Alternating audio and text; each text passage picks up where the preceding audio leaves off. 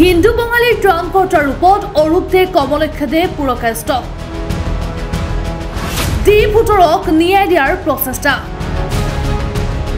Tamulpur D ভোটৰৰ ওচৰত দুই নেতা দেশজুৰি কা বলবৎ হোৱাৰ পাছতো অসমত অব্যাহত আছে ডি ভোটৰৰ সমস্যা দীৰ্ঘদিন অসমত বাস কৰি অহা বঙালী হিন্দুৰ ওপৰত ডি ভোটৰৰ নামত হাৰাশাস্তি কৰা হৈছে ডি ভোটৰৰ লগতে যধে মধে উচ্ছেদৰ নামত অত্যাচাৰ আৰু ভূমিপত্ৰৰ পৰা বঞ্চিত বঙালী হিন্দুৰ ওচৰত থিয় হৈছে জনপ্ৰিয় নেতা তথা ইএম অৰূপ কুমাৰ দে আৰু সত্য কংগ্ৰেছ ত্যাগ কৰা নেতা কমলক্ষ দে পুৰকাষ্ট আজি তামোলপুৰ ডি ভোটৰৰ নটিচ লাভ কৰা প্ৰায় 14টা পৰিয়ালৰ ওচৰত থিয় হয় দুই নেতা ডি ভোটৰৰ নটিচ লাভ কৰা পৰিয়াল কেইটাক সাক্ষাৎ কৰি ইএম অৰূপ দে আৰু কমলক্ষ দে পুৰকাষ্টই যুগ যুগ ধৰি বাস কৰি অহা পৰিয়াল কেইটাৰ প্ৰতি অন্যায় হোৱা বুলি দুখ প্ৰকাশ কৰি এই সমস্যাৰ সমাধানৰ আশ্বাস দিয়ে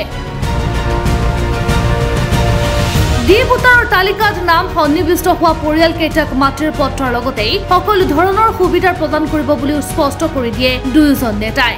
সমাধান হ'ব সমস্যা থাকিলে সমাধান থাকে তো যি কেইজনৰ হেৰি আহিছে ডি ভোটাৰ নটিচ আহিছে তো তেখেতসকলে বহুত চিন্তিত হৈ আছে আৰু চিন্তিত হোৱাটো স্বাভাৱিক কাৰণ কিয় এনেকুৱা নটিচ আহিলে বহুত বেয়া লাগে মই শুনিলোঁ যে এই নটিচৰ মানে এনেকুৱা নটিচ অহাৰ পিছত এই ঠাইৰে স্থানীয় এজন ব্যক্তি দি মৰিছে আৰু এইটোৰ যি জ্বালা যন্ত্ৰণা যোন যোন ব্যক্তিসকলৰ এনেকুৱা নটিচ আহিছে তেওঁলোকে গম পায় আমি যেহেতু চৰকাৰত আছোঁ আমি চৰকাৰ চলাই আছোঁ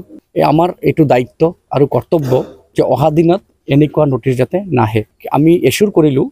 যিসকল ব্যক্তিসকলৰ ডি ভোটাৰ নটিচ আহিছে তেখেতসকলক যে চিন্তিত হ'ব নালাগে উইথিন 5 or 6 months এনেকুৱা সমস্যা অসমৰ পৰা দূৰ হৈ যাব আৰু আপোনালোকে জানে আমাৰ মুখ্যমন্ত্ৰী ডাঙৰীয়া যেতিয়া নিৰ্বাচন মানে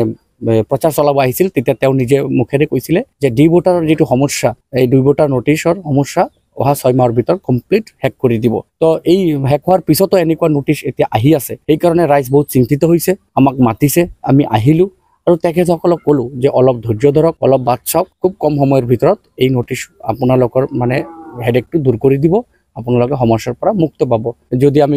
গোৰ্খা সমাজৰ কথা কওঁ নেপালী মানুহৰ কথা কওঁ তেনেহ'লে তেখেতসকলৰ কিন্তু ডি ভোটাৰ নটিচ অহা বন্ধ হৈ গ'ল কাৰণ অসম চৰকাৰৰ কেবিনেটত অলৰেডি সিদ্ধান্ত লোৱা হৈছে নিশ্চয় অহা দিনতো এনেকুৱা সিদ্ধান্ত কেবিনেট বৈঠকত লোৱা হ'ব যে বঙালী সম্প্ৰদায়ৰ কাৰণেও অহা দিনত যাতে কোনো ধৰণৰ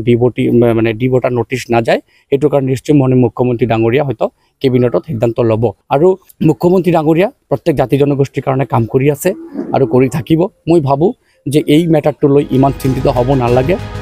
নিউজ ডেস্ক ৰিপৰ্ট প্ৰতিবিম্ব লাইভ।